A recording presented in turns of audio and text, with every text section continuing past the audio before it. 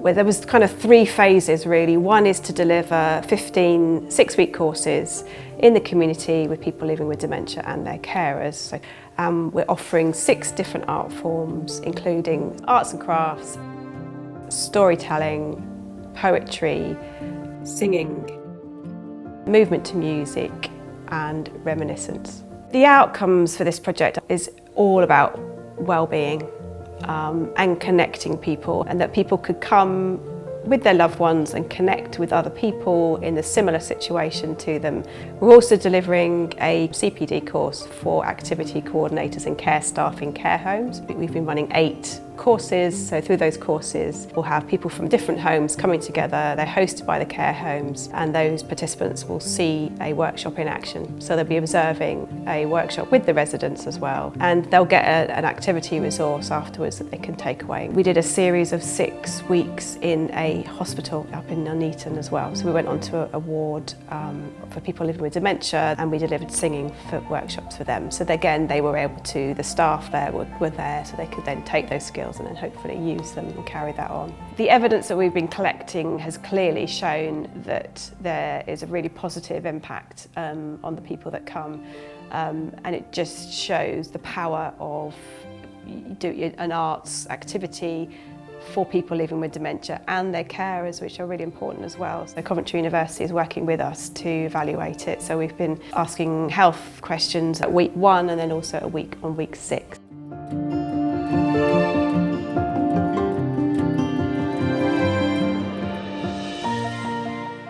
It's really about bringing people together, getting them to share memories.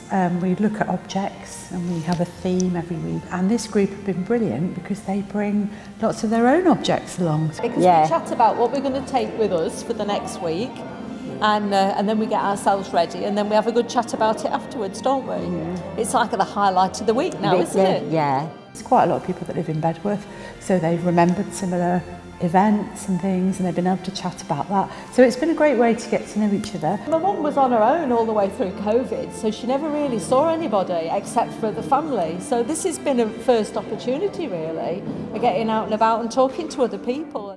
I'm sort of opening up a bit more now.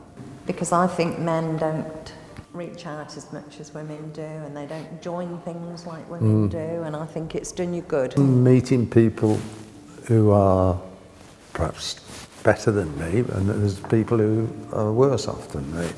So you know, I'm joining in, like, you know. Because it's surprising once everyone starts talking, they sort of trigger each other with memories, and the objects help as well. So I think it can be, it's like we're remembering stuff without thinking about remembering. Feel great. Yeah. And you look forward to the next week, don't you? Oh, I sure do. I think it makes people realise that, and to use the phrase, we can all live well with dementia. We can. We're not suffering from it. We're living with it, but not just living with it, we're living well with it. There are 2 ways, I think, in which the group poem idea is great for working with people with any kind of memory or cognitive impairment.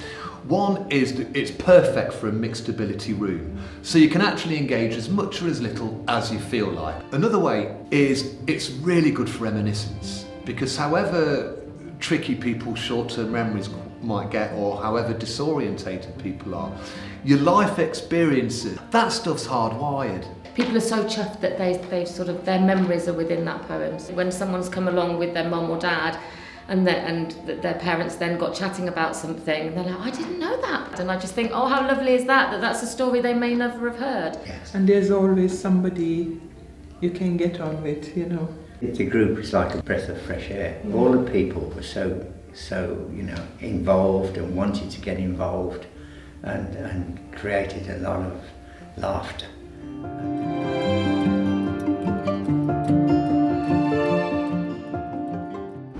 You feel more energised when you're going out, because you've got parts of your body going that you wouldn't normally do, and that's what I find. You know, it sort of wakes your brain up as well, doesn't it? The group is amazing. They're a really friendly, lovely bunch, and they've all kind of come together and bonded as a group. It will improve their mental health, it will enable them to kind of really connect as a group, and we've got 2 couples, so for them to really bond as well. It makes you feel happy because you're mixing with people.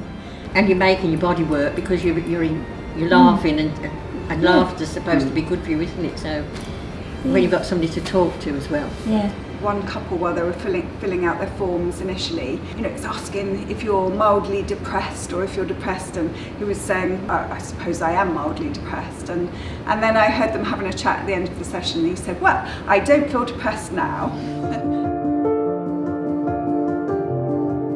It's really calm, really relaxing, and naturally as we start to make and create things, we start to have lovely conversations. I realised with her that if we ask her a question, she can panic a little bit and panic about answering and remembering, where if we're making and a visual image inspires her or reminds her of something, she'll then all of a sudden start flowing. Feeling proud of what you make and feeling that you've accomplished something, particularly when you have dementia, you can often feel useless and frustrated. That's been pointed out quite a few times by different carers to me. I feel that being creative can open up those conversations far more. They might not be able to do something they used to do, but they can do something new, and that instills more confidence. And I've had so many interesting conversations with people while we're doing and making and creating that we never would have had if we'd sat and almost interviewed each other or asked each other questions. The main activity that we've done, we've had different image every week based on a theme that then inspires a story. And as a group, it feels like magic every week, and they've even said that how did we come up with that? But everybody contributes, comes up with ideas, and then by the end we've got a really good story that we've written together as a group. The story triggered obviously memories of Mum's mother-in-law, and she brought Daisy into the story, and Daisy was quite character. Oh, she was a real character. I've met quite a few people in the group, which we've all had a lot of fun. Felt wanted. Well, it makes me feel like I'm actually doing something for Mum that's positive, but also for myself, because I make friends with people, you exchange numbers, and there's a support there that there isn't in the community. I think for people with dementia, it's really freeing actually. Some people that maybe didn't speak so much early on and now, contributing really funny jokes and everyone's laughing, and you can just see people's confidence increasing and people sort of talking more. And the more that we have creative activities like this that help to build back people's confidence and social connections as well, and to make new social connections, the better life will be for people living with dementia.